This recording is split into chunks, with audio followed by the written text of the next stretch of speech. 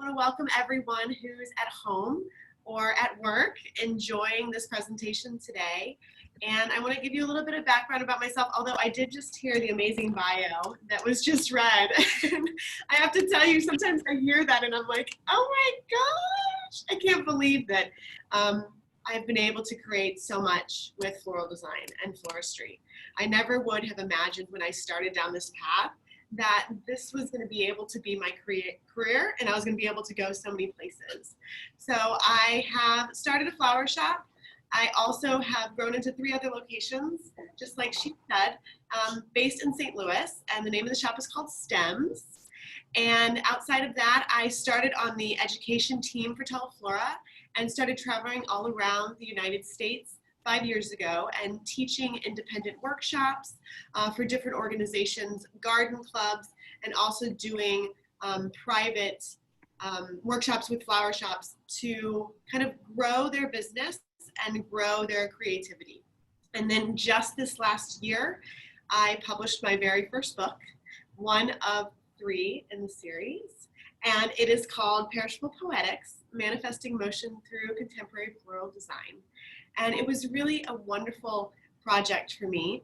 I didn't realize what I was going to be able to kind of take away from this project when I was going through the process of it, but I really wanted to just break down all the walls and be completely raw with everyone. So I incorporated poetry into my book that goes hand in hand with each design.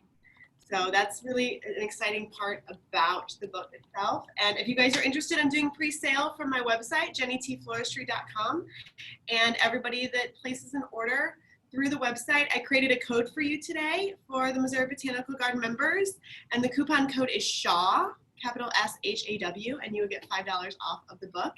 And I'm actually inscribing every single book that people pre-order, so I'll be able to sign it for you and mail it out to you. Like she mentioned, we are going to give away a copy of the book at the end of the presentation today.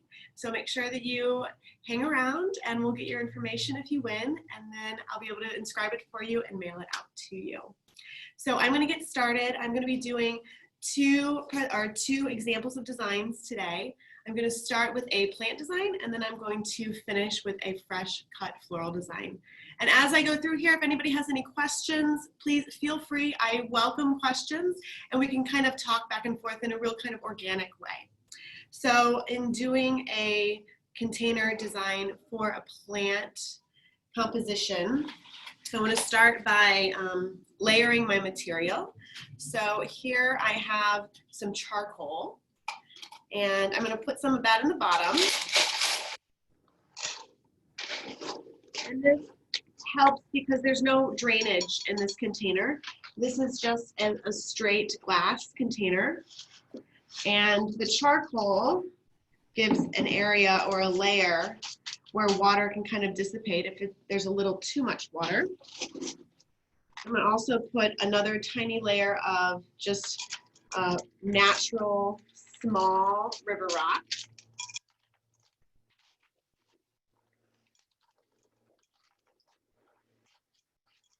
Also to help with the drainage.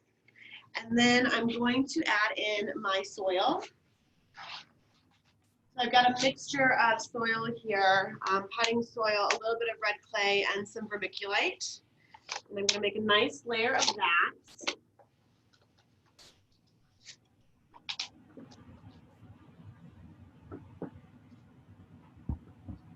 Good. And then I'm going to take my plants themselves. So I have a few varieties of plants. I have a little anthurium here. So just nice and gentle, I'm going to pull that out of its grower's pot and create a little home here for him and kind of nestle him in there. I'll grab some more of my soil and pot it around.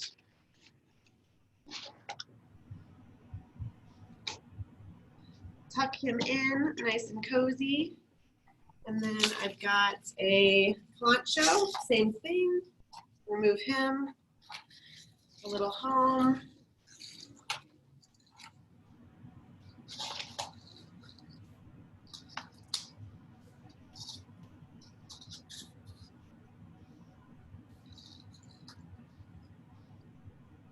Oh, we have a question. Wait a second. How can my garden club have you for a private workshop? Oh, that's a great question. You can just reach out to me through the website.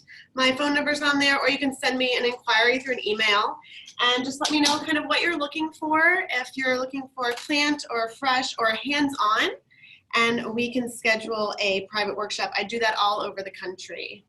Great question.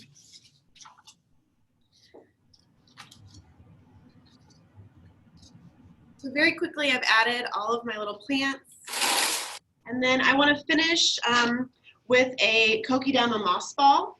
And I'm going to be doing that in an orchid. So I've got a nice level ground here for my container. You see I have my 3 plants there, and then I've got this little space in the back. That's where I'm going to be putting my Kokedama. So I'm going to be using a small Phalaenopsis. Isn't that beautiful? Such a great specimen. And I've got one spike. I've already replaced the hole or the post that comes to support it. I've already replaced that with a piece of lucite, but I'm going to replace this other one. So I just undo the support that's attached on there, and then I'm just going to remove that post. And my thought behind this is I just want to make it a little bit more decorative, and I've got this beautiful glass. So thinking about design and the repetition of material, so if I use something that's got more of a reflectiveness to it like the glass, it's going to look very put together and kind of thought about.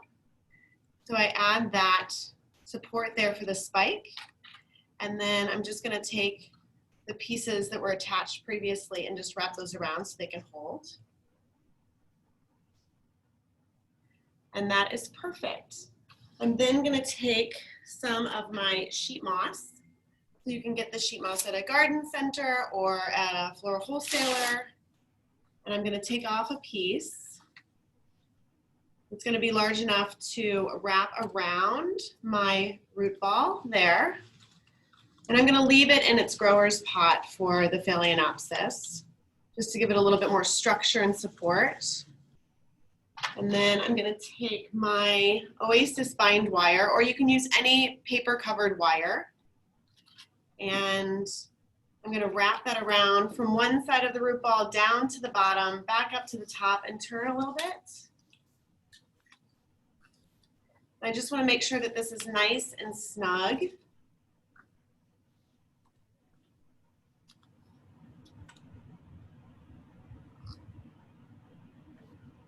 And you can make these Kokedama moss balls with really any kind of plant.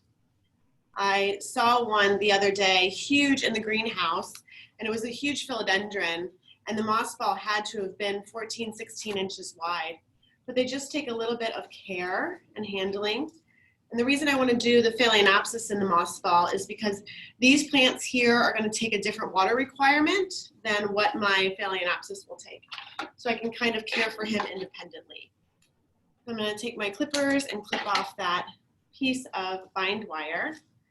And then to take care of this guy or to water him, you want to go ahead and submerge him underneath a container. So if you have a container like this one here, and it's filled with water, you're just going to take your Kokedama moss ball and you're going to push that down underneath the water level so it soaks up and gets nice and hydrated. And then you're going to go ahead and just take that out, and you can place it right on top of your soil. To secure that onto my soil, I'm going to go ahead and use the sticks that came with my orchid. And I'm going to pierce right through that moss ball and go all the way down into the soil.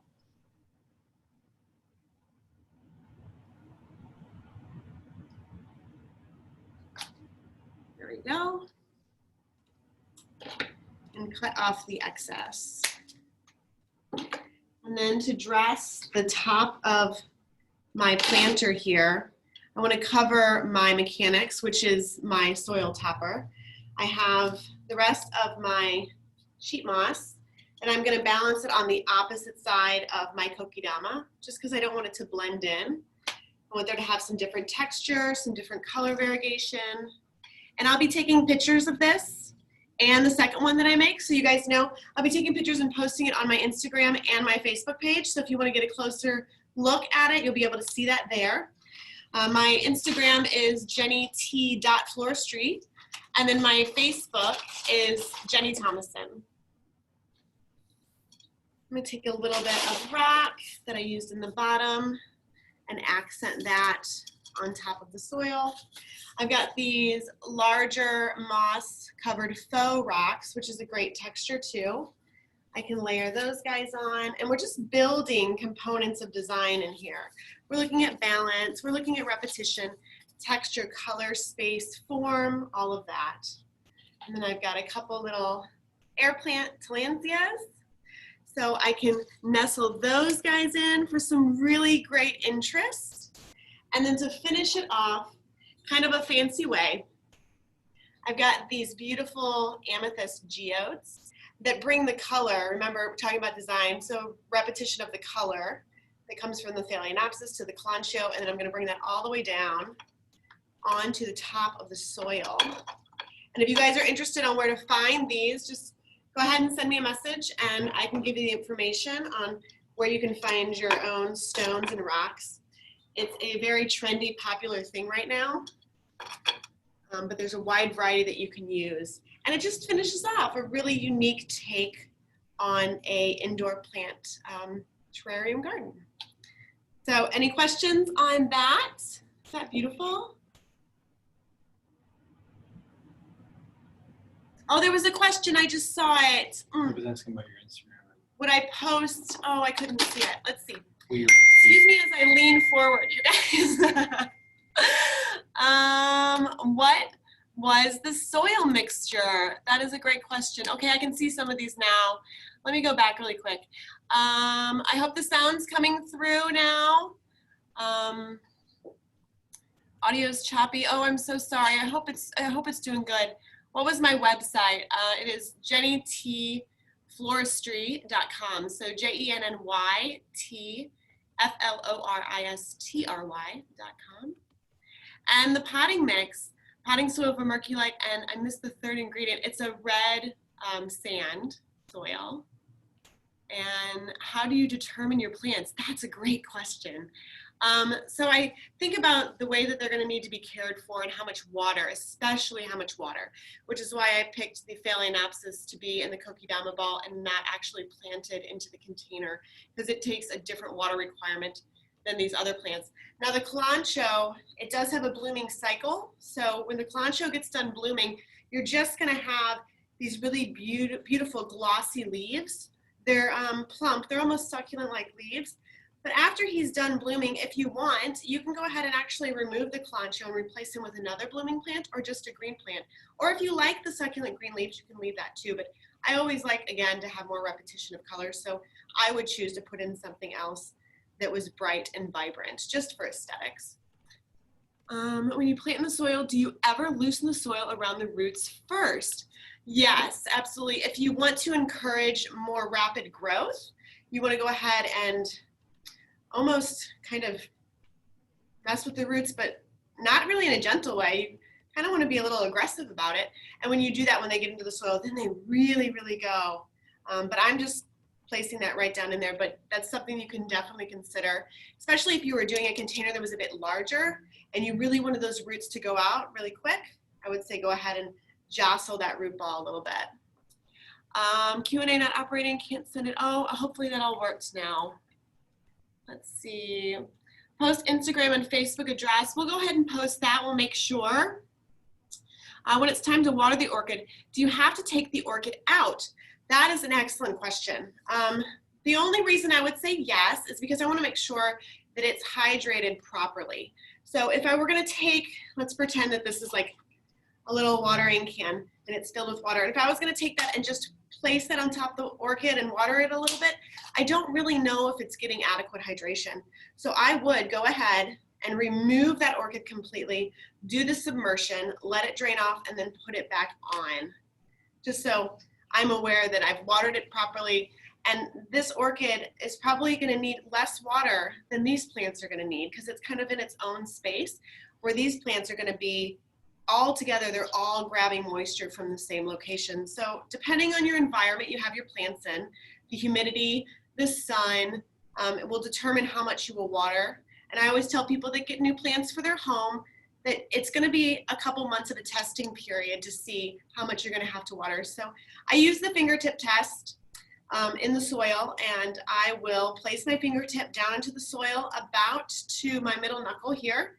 And if I feel that it's cold or I feel moisture on the tip of my finger, I know that I'm not going to water it because I don't want to overwater. You don't want to create, I call soup down here, because then that can lead to root rot for your plants, and then unfortunately they will perish. So the number one cause of dying plants inside the home is overwatering. So you just want to be very mindful of that. So this is a great trick. Let's see. How do you water your terrarium? Mist, it depends on your container sometimes, but they do love, all of these guys love to be sprayed. Think about if they were in nature and they would get the dew in the morning or rain in the afternoon. They do really enjoy that environment. So feel free to mist. If you're going to be doing a terrarium that has a closed top, however, you need to be very, very careful. Again, we talk about overwatering and root rot. The closed top doesn't allow for evaporation, so you want to be careful when you pick your container. I like open terrariums like this, or I'm using the term terrarium very loosely, but plant containers. I enjoy the glass, and it's got kind of a modern aesthetic to it. Oh, great, they posted Instagram and Facebook. Thanks, guys, that's fantastic. All right, so I'm gonna go on to my fresh cut arrangement. I'm gonna start preparing a little bit. And as I do, I'll go ahead and talk about the book and some things about that. But if you have any questions, let me know. So the book was something that was never really on my radar. But I did a stage presentation for AIFD, and AIFD, for those of you that know, is the American Institute of Floral Designers. And after my stage presentation, a gentleman came up to me who I didn't know was the publisher of the book, and he said, "Hey, would you ever be interested in writing a book?" And I thought, maybe I would. And the more I talked to him, the more excited I got. And I thought, absolutely, you know what, I should really do that. I have so many ideas. And my creative process about the book was really sketching and coming up with the concepts that I wanted to make. And after sketching, then I decided the emotion I wanted it to have. And then color was absolutely last, which is a little bit different. Some people jump to color really quickly. I was more about the concept, the emotion, and then the color. And I was so tied into my sketches that it actually became a component of the book, which is very cool. They had never done this before, and I wanted there to be sketches. I wanted some sort of interactive element with this book, not only with the emotion of the poetry, which I think is incredibly interactive, but I also wanted the idea that people could actually see and feel what my process was. So there's 45 designs in the book. Chapters are chapter 1, me, chapter 2 is you, and chapter 3 is us. And each section is broken up into 15 designs. And within those sections, there are sketches that I actually drew when coming up with the concept of the compositions. And we had them printed on vellum paper. And they're actually inserted to where that design is, so you can see and see through it and see how it kind of evolved. And then after I was done creating the designs, me and my photographer sat there and I disassembled the designs piece by piece. And we took like the inner workings, the backbone, the mechanics, and we showed them throughout the book too, so you can kind of get a feel of what's really underneath there, like how is that put together. And there's some really obscure things that I used for containers. For instance, one design has a bread pan, and that is the base, with some long bolts and some styrofoam. Another design is the top of a fruit basket that I cut off and used that as my form to create this beautiful, fantastic shape. But on the cover of the book, the whole container is actually hand manipulated chicken wire that I covered completely in red dyed reindeer moss and water tubes and some wild hyacinth vine that I cut from a garden in Missouri that was dried but just glorious, and I loved the movement, and I paired it with tulips, and I really think that it came out fantastic. But I discovered a lot about myself as an artist through making this book. In design, I have been taught through my studies that we think about the we's, and the we's are the W's. So who, what, when, where, why. And it's really, who's the design for? What's it for? Where's it going? And what's the occasion? And that's kind of where I stopped with my compositions. But through the process of writing this book, through the me, you, us, I really discovered 3 more we's that was never even in sight for me. And I don't think without doing the process of the book, I ever would have kind of understood those. But it's, where are you? Where were you? And where are we? So the process, and that goes through design, personally, through relationships, through life. And, I didn't know that it was going to be so important, this book, to translate it into the space that we are today in our world, with how we are communicating with each other. And I just welcome all you guys, if you're interested and you want to experience it with open arms and open hearts, to just kind of dive in and hopefully inspire you.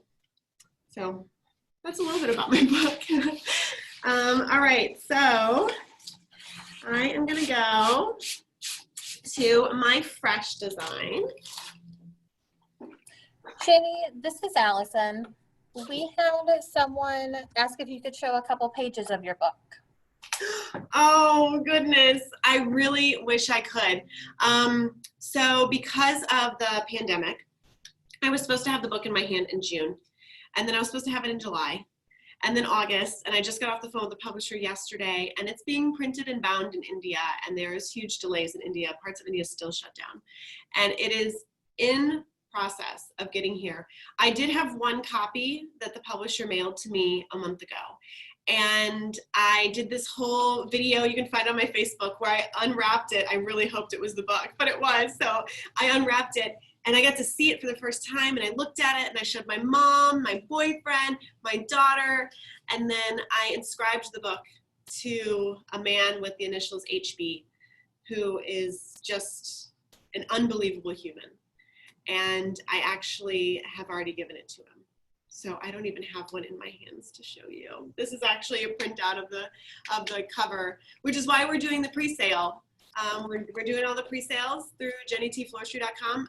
The coupon from Missouri Botanical Gardens for $5 off is SHAW, S-H-A-W, capital S. And then when it gets in here, I'm inscribing all of them, and I can send them out to you. But stay posted on my Instagram and my Facebook, because when I get my first shipment, I just ordered 125. When I get my first shipment, I'm going to be doing a whole nother video, and I'll be able to show you some inside pieces. I haven't been able to post any designs from the book because of my contract I signed with the publisher, that until we have it in our hands in the States, legally I'm not allowed to kind of give that stuff away. But keep up posted, and you'll know for sure. I'll share it. But sorry, I can't show you. That was a really long answer. All right, so I'm going to be doing a hand-tied bouquet, and this is a really popular style for a lot of people. I'm going to be using this here. So this is a armature base that I made completely from start to finish, and these are available on my website too, jennytfloristry.com. This is under My Favorite Things. It's a tab on there, and you can get your own armature base that you can build bouquets out of. So I started with this guy, and then I took roots.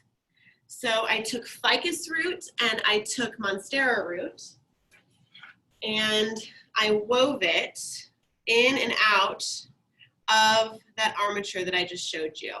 So long pieces and in and out. You can see the brown, like that ficus root. And I just kept winding it around and around. There's a video too on my video series that shows you step by step on how I created this base. But I've got my handle down here. so I can hold my bouquet as I build my floral designs on there. So I'm gonna use hydrangea, beautiful hydrangea. When it comes cut like this, it always has this little sleeve on top to protect the florets, but I'm just gonna remove that, and I'm gonna remove some of the leaves off of the bottom, so I just see this beautiful head here. And I always group my material when I'm making my hand-tied bouquets, so it's easier to design. So I got my hydrangea. I've got a couple stems of some great seeded eucalyptus, and that color just repeats from that hydrangea. I'm gonna remove a little bit of the leaves off the bottom because I don't want it to be underneath the bouquet where my hand is. That's where I'm going to be creating my binding point. And I just want my stems for my binding point.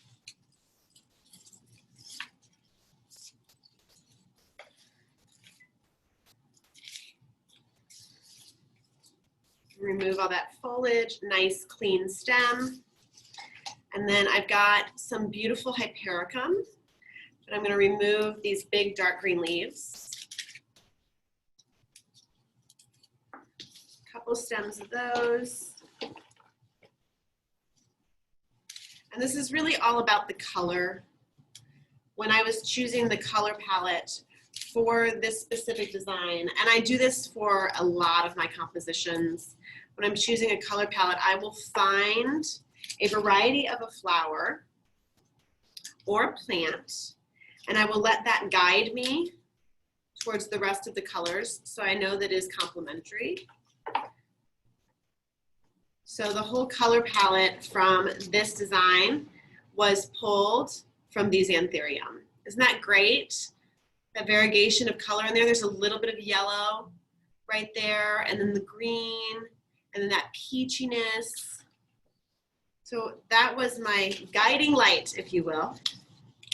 These beautiful garden roses. I'm just removing the birthing petals that created the bud when this little guy first started growing. I'm just gonna take those off because sometimes they have some imperfections. They've got some bruising or some tearing, so I just wanna show how glorious that is. And then with my bind wire in tow, because I'm gonna use this at the end to bind my bouquet, be able to hold my handle itself. And I'm going to start with my hydrangea because it is the biggest flower, and loosen up those florets a little bit. And I'm going to go straight down through the bouquet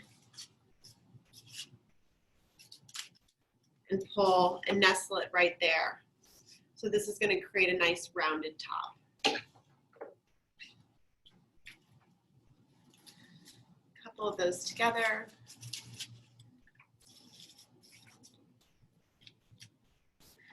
And then my anthurium. And I'm going to group my materials. It gives it more interest, more of a focal area. It's just like the garden when you're planting your different varieties in the garden. You plant clumps of them, so it really does draw your eye, a nice impact. So I'm going to group my material. So my anthuriums together, and I'm going to layer them. Isn't that great? And then my yellow roses. I'm going to do a grouping of 2 on one side. And then I'm going to go to the opposite side and add 1. And then I'm going to tuck the other one a little bit further away.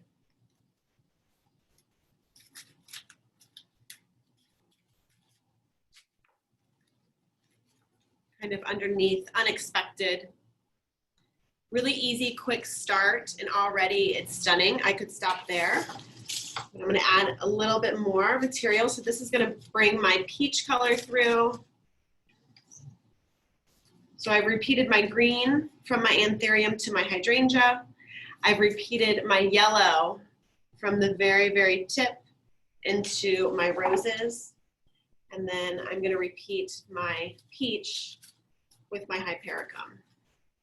So again, a cluster here, because I've got the peach here, I want to balance it into my design. And I've got one more stem, so I'm going to tuck that back over by the anthurium to have my material balanced as well. Not only color, but material. And then my finishing effect is going to be my seed eucalyptus. And this not only is repeating the color, which is the green, but it also is repeating the visual texture. When you think about texture, our eye sees the texture first, not our fingers. So this is very, very important to pull that through. Oh, there's a question. Hey, Jenny, had designs the Art Museum's Art in Bloom. Oh, yes. Yes, I have done Art in Bloom. Thank you so much. That's wonderful. I was in charge of designing the contemporary wing at Art in Bloom a few years ago. And if any of you were there, there was a huge panel that kind of went back and forth, accordioned on one side and accordioned on the other side.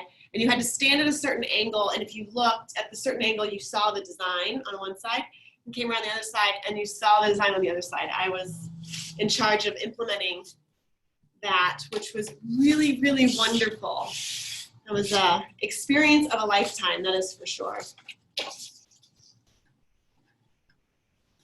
And if any of you that are listening, questions about Art in Bloom, they have a exhibit every year at the St. Louis Art Museum where they do botanical interpretations of actual art, and you walk around and it is just a fantastic experience. They have them all over the country, but I think ours is just superb. So if you're interested, I'm not sure what the rules are about it this year, but it's a great experience.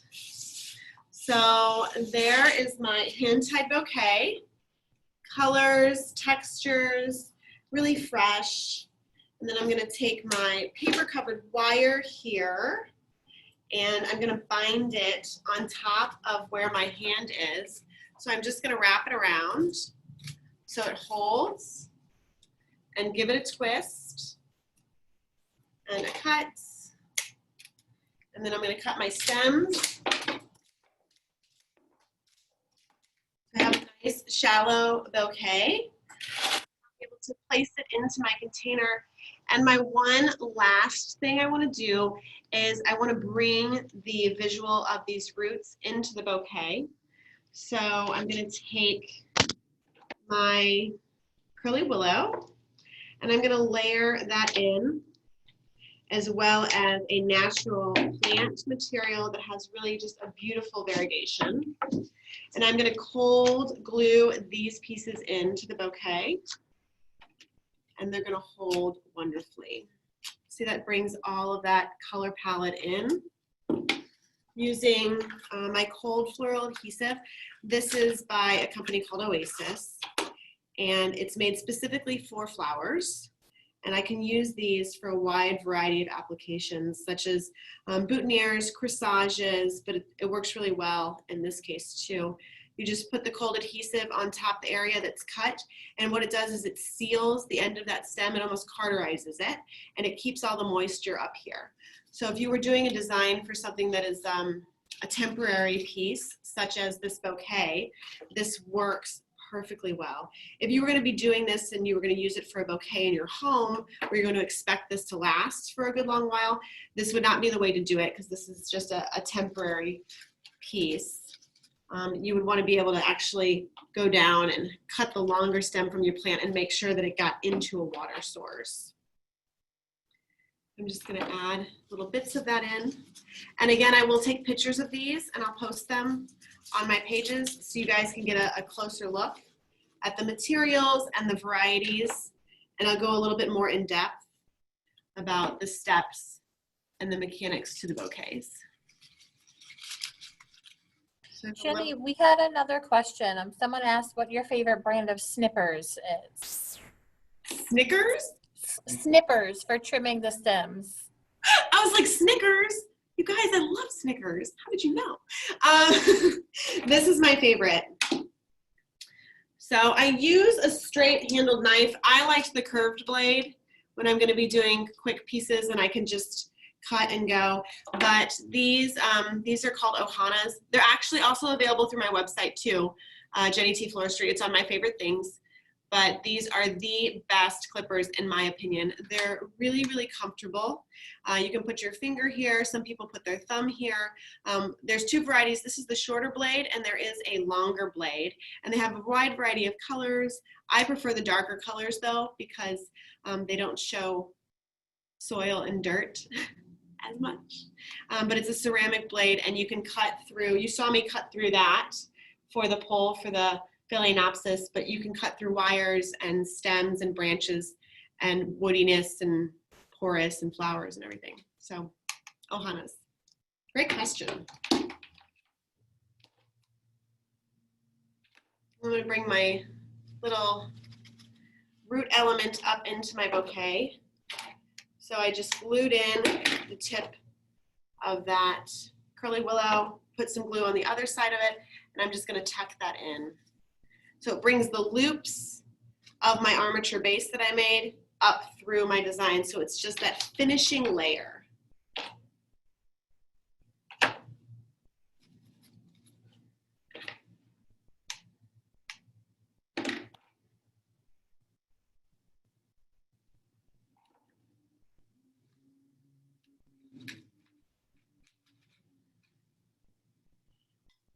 And I can keep going, but super fresh and fun. What do you guys think? Beautiful?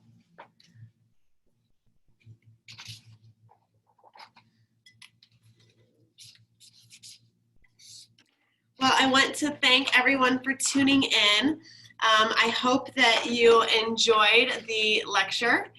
And I hope if you have any questions, you can reach out. I'm an open book, really, with anything. Or if you guys are interested in having me come or speak, teach hands-on, feel free to reach out too. And I want to say thank you to the Missouri Botanical Gardens for having me as the very first person on your lecture series. It was very exciting.